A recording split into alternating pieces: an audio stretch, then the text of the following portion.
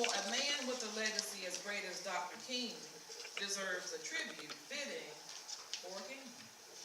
As I prepared this message, the constant question that resonated in my spirit was, what better way to honor Dr. King than to put his life's teachings into action? Most would agree that Dr. King set a great example for us to follow. Most would agree that he paved the way for many of us to have the liberties we enjoy today. Most of us would agree that there is still work to be done, for his dream is not yet fulfilled.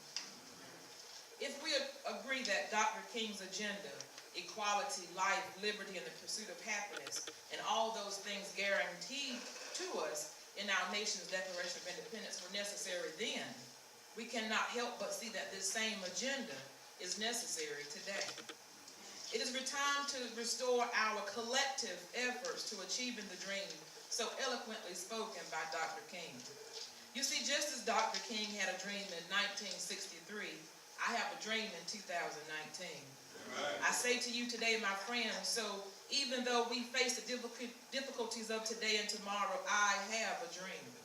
Just as Dr. King, it is deeply rooted in the American dream. I have a dream that one day this nation will rise up and live out the true meaning of its creed.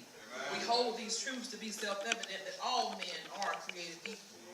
I have a dream that one day our children will be able to walk out of a house and we will not be in fear that they won't come back because their lives might be taken by the police or by the hands of their brothers. You see, I have a dream that my 3 little children one day will live in a nation where they will not be judged by the color of their skin, but by the content of their character. I have a dream today. I have a dream that one day in this great nation, we will not be faced with the hateful and racist comments and prejudices as other races try to rise to the top. You see, I have a dream today.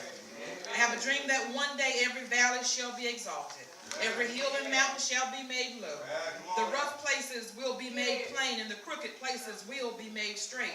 And the glory of the Lord shall be revealed, and all flesh shall see it together. This is our hope, and this is my faith. With this faith, we will be able to hew out the mountain of despair, a stone of hope. With this faith, we will be able to transform the dangling discords of our nation into a beautiful symphony of brotherhood. I realize, though, that it will take more than faith to make this dream a reality. We must, as I stated earlier, put Dr. King's teachings into action. For his teachings were grounded on the Word of God. It is clear that Dr. King was a disciple of Jesus Christ, teaching and showing others how to live and love like Jesus. There are 11 quotes that I shared with you on this handout that I would like to use to demonstrate this. I would like to expound upon them very briefly. First, the first quote, life's most persistent and urgent question is, what are you doing for others? You see, we cannot walk on this earth and thinking that it is all about us.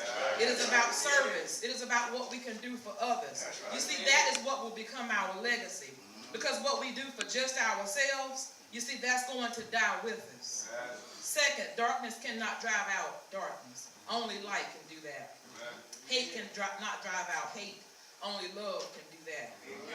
Nowadays, it's not uncommon to see hatred in this country. It is not uncommon to read about it, to view it, to hear about it, and to even witness it. However, though hate is on the rise, if we choose hate as others choose hate, hate will grow and consume us and the whole world around us.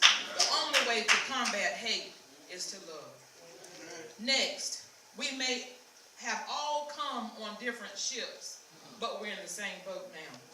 You see, we're all in this thing together. There's no you, there's no me, there's simply an us.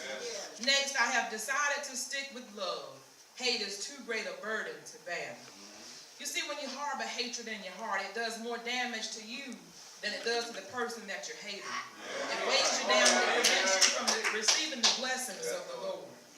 Dr. King also stated, in the end, we will remember not the words of our enemies, but the silence of our friends.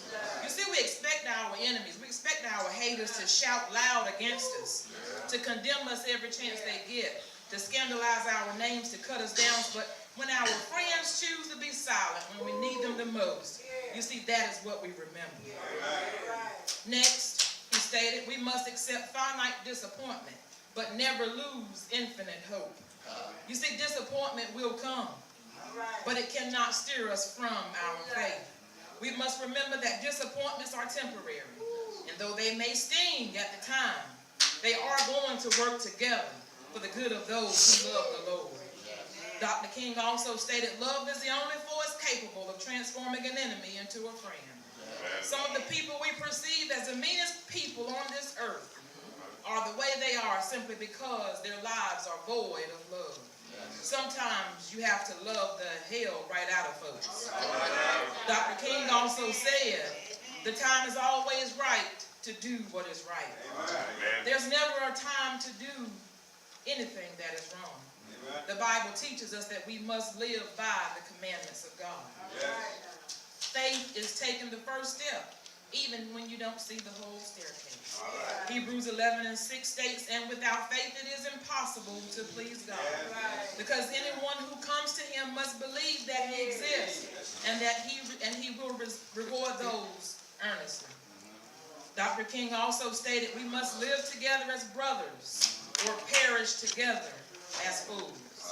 See, I believe in that phrase, together we stand, divided we will surely fall.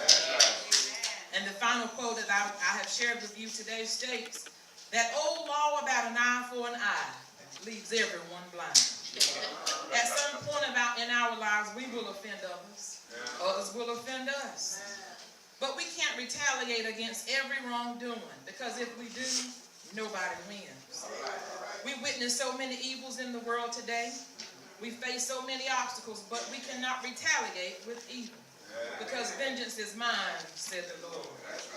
But you see, as I shared these with you this morning, as I prepared for today, I learned, and I just felt it in my spirit, that if we follow these teachings, which is something that was shared or given to us so selflessly by one of Christ's disciples, then we will be better. We will see that Jesus, the world will see us and see that Jesus is on the inside. We will be able to build bridges, not walls. We will be able to lift our fellow man when he's down.